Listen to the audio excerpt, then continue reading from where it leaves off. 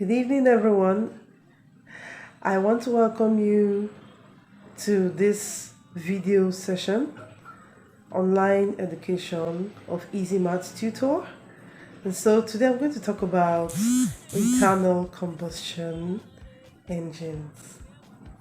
Internal combustion engines differ from external combustion engines in that the energy released from the burning fuels occurs inside the engine rather than in a separate combustion chamber.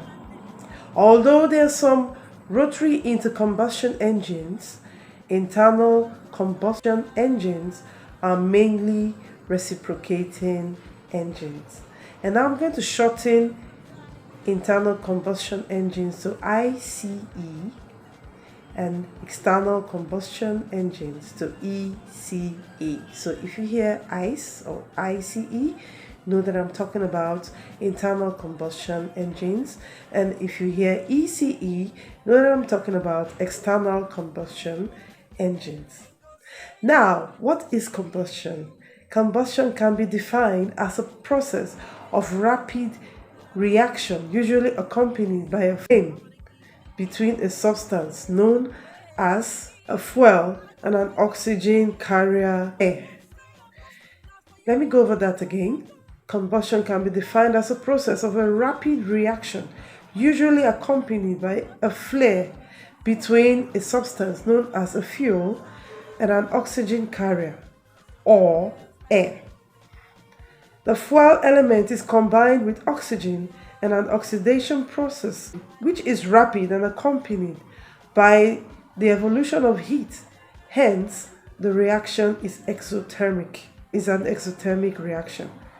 Three conditions necessary for combustion to take place.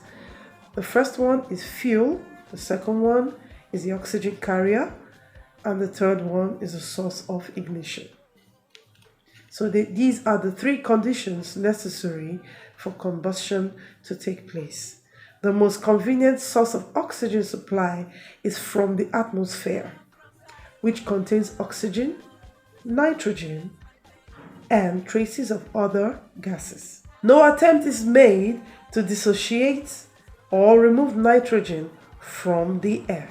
Thus, the nitrogen and traces of other gases accompanies the oxygen into the combustion chamber. And so now we'll continue. Nitrogen does not oxidize easily, and it is inert as far as combustion process is concerned, but acts as a moderator in that it absorbs some of the heat of combustion and such reduces the maximum temperature reached.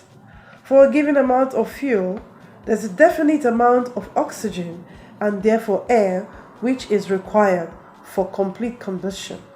For complete combustion, it is always necessary to supply air in excess.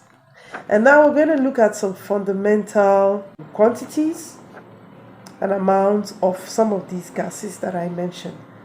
First of all, the relative molecular masses, weight of some important elements in combustion.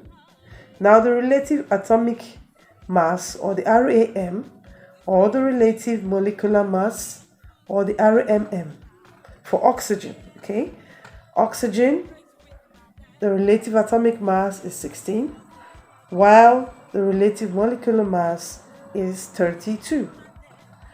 For hydrogen, the relative atomic mass is 1, while the relative molecular mass is 2. For carbon, the relative atomic mass is 12, while the relative molecular mass is also 12. For sulfur, the relative atomic mass is 32, while the relative molecular mass is also 32.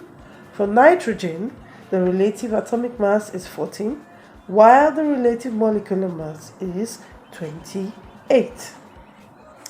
So those are the figures that represent these 5 gases I mentioned, which are some of the constituents that you find in combustion. Now recall that the mass fraction of a component M subscript F is equal to the mass of the component all over the mass of the mixture. The sum of mass fractions of all the components must be equal to 1. I repeat, the sum of mass fractions of all the components must be equal to 1. So this implies that the mass fraction of each of the components, MF1 plus MF2, and so on, must be equal to 1. Now, the mole fraction of the component, or X subscript I, is equal to the number of moles of the component I all over the total number of moles in the mixture as a whole. The total number of moles N is the sum of the number of moles of all the components of the mixture. For instance, if you have N number of mixtures, the total number of moles will be equal to N1 plus N2 plus N3, and so on to the nth component of the mixture. It follows that the sum of all the mole fractions of the mixture must be equal to 1. The mass of components I in a mixture is a product of the number of moles I. I repeat, the mass of components I in a mixture is the product of the number of moles I and the molecular weight Mi. Okay? The mass of the mixture is therefore the sum M of all mass components and the product of the number of moles. I take that again. The mass of the mixture is therefore the sum of moles of each of the components multiplied by the molecular weight of that particular component. So if there are 5 components, we will get the number of moles of each of the 5 components multiplied by the molecular weights respectively. So it therefore follows that the sum of all the mole fractions of the mixture must be equal to 1. For example, the molecular weight of 1 mole of air, M subscript air, or mass of air, is equal to sum of product of the molecular weight of oxygen and nitrogen and their respective mole fractions. Thus, the molecular weight of air, M subscript air, is equal to the mass of oxygen plus the mass of nitrogen, which is equal to the mole fraction of nitrogen in air times the relative molecular mass of nitrogen plus the mole fraction of oxygen in air multiplied by the relative molecular mass of oxygen. So if we put this into an equation, this is what it looks like. The mole fraction of air is therefore equal to the mole fraction of nitrogen in air times the relative molecular mass of nitrogen plus the mole fraction of oxygen in air times the relative molecular mass of oxygen. And then this sum must be equal to 1. For a mixture of masses at a given temperature and pressure, the ideal gas law shows that PVI is equal to NI ROT, and it holds for any compound. This is the formula for the mixture as a whole. From this formula, we can derive this ratio. Now the ratio of the two equations shows that the partial pressure of any component I is a product of the mole fraction of I and the pressure of the mixture. And now you're welcome to another section of this topic, which is called Introduction to Combustion. Fuel plus oxidizer gives us product of combustion plus energy. Combustion processes are exothermic. Characterization of air for combustion calculation. Now, air consists of 21% oxygen, 78% nitrogen, and 1% of other constituents of air. So we're going to round up the constituent of nitrogen as 78 plus 1, giving us 79% nitrogen. So we're summing up all of the constituents with nitrogen, which will give us 79%. So how do we get the number of moles of nitrogen in air? That by calculating the percentage or the molecular weight, which is 79 all over 21. That gives us 3.76 moles. So for every 1 mole of oxygen, there are 3.76 moles of nitrogen. For combustion calculations, it's usually satisfactory to represent air as 21% oxygen and 79% nitrogen mixture by volume. This means that for every 21 moles of oxygen that reacts when air oxidizes with fuel, there are also 71 moles of nitrogen involved.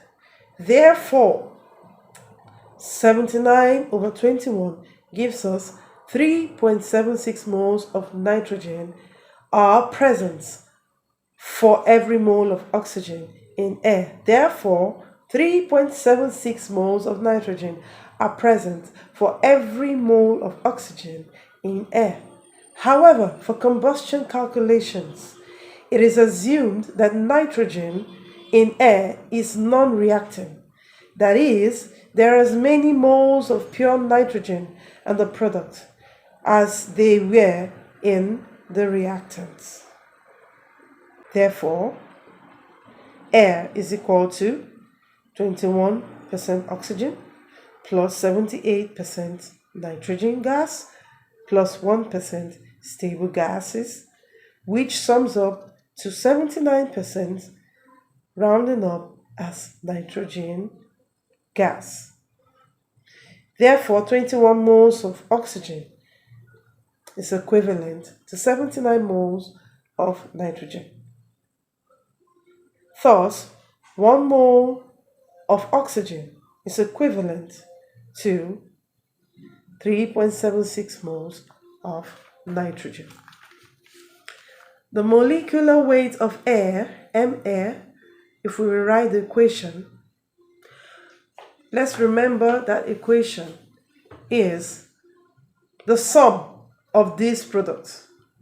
1, the mole fraction of nitrogen in air times the relative molecular mass of nitrogen plus the mole fraction of oxygen in air times the relative molecular mass of oxygen. And that gives us 0.79 times 28 plus 0.21 times 32, giving us 22.12 plus 6.78, giving us a total of 28.84. The molecular weight of air is 28.84. Now the mass fraction of oxygen in air. The mass fraction of oxygen in air is the mass of oxygen all over the mass of air. The mass of oxygen is 0.18 times 32 all over 28.84 that we had calculated initially. So that will give us 6.72 all over 28.87, giving us 23.3%. So the mass fraction of oxygen in air is 23.3%. The mass fraction of nitrogen in air is the mass of nitrogen all over the mass of air. That gives us 0.7928 all over 28.84, giving us 0.767 equal to 76.7% of air. The mass fraction of nitrogen in air is 76.7%. So if we sum this up together, we will have 0.79 plus 0.21, giving us 1. Remember I said the sum of the mass fractions of a combustion reaction must sum up to 1. So quickly we're going to run down some definitions of these fundamental concepts that I just mentioned. In combustion, we have a mixture of gas, and even the fuel most times is a mixture of gases. Now we're going to define, for a mixture of gases, the system mass is the sum of the separate species masses, where Mi is equal to mass of the ith compound. Similarly, since each species occupies the entire volume, the density of the mixtures is the sum of the specific. The second term we're going to define is the mass fraction. The mass fraction, MF, is the mass of the component or the species divided by total mass. It is the mass of the component divided by the total mass. The third term that we're going to define is the mole fraction, specified by the letter X. This is a species mole divided by the total mole or ratio of molar concentration of species to total molar concentration, or the total number of moles.